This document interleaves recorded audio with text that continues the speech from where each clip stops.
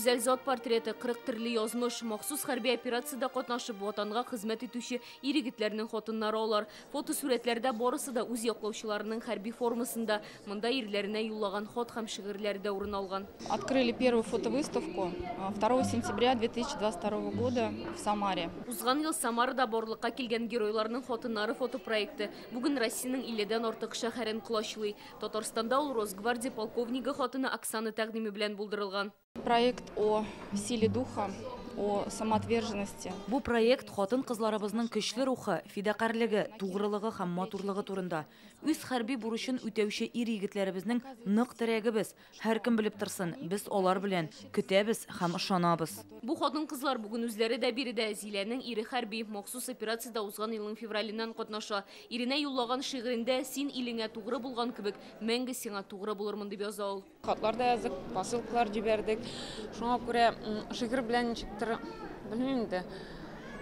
Матура килеп чыган иремә әтибезгә терәк булабыз.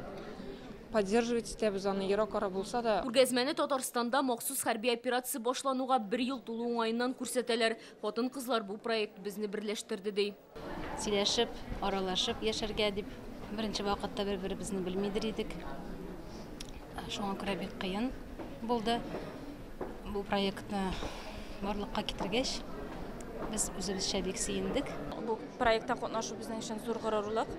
Ирләребезгә терәк булу, аларны тагында поддержать итеп, көч биреп торучы хатыннар булырга.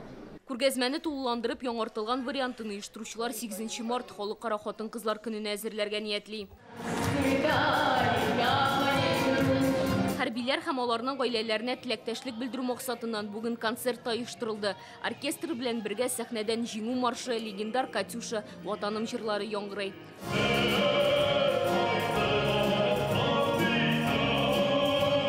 Алия Сабирова, Алмазия Динов, Яңа Асыр каналы.